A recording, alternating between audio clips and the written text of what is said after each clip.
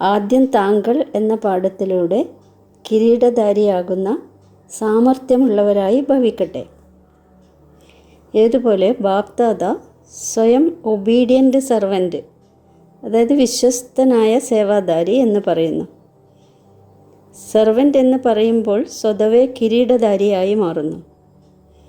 അതേപോലെ താങ്കൾ കുട്ടികൾ കൂടി വിനയമുള്ളവരായി മറ്റുള്ളവർക്ക് ശ്രേഷ്ഠമായ സീറ്റ് നൽകുക.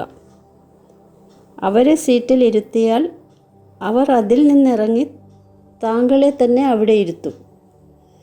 അഥവാ താങ്കൾ ഇരിക്കാൻ പരിശ്രമിച്ചാൽ അവർ താങ്കളെ ഇരിക്കാൻ അനുവദിക്കില്ല. അപ്പോൾ ഇരുത്തുക തന്നെയാണ് സ്വയം ഇരിക്കുക.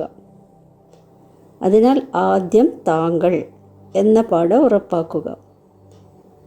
പിന്നെ സംസ്കാരം കൂടി എളുപ്പമായി യോജിക്കും, കിരീടധാരിയുമാകും. ഇതുതന്നെയാണ് സാമർഥ്യമുള്ളവരാകുന്നതിൻ്റെ രീതി. ഇതിൽ കൂടുതൽ പരിശ്രമമില്ല, പ്രാപ്തി കൂടുതലായിരിക്കും. ഓം ശാന്തി.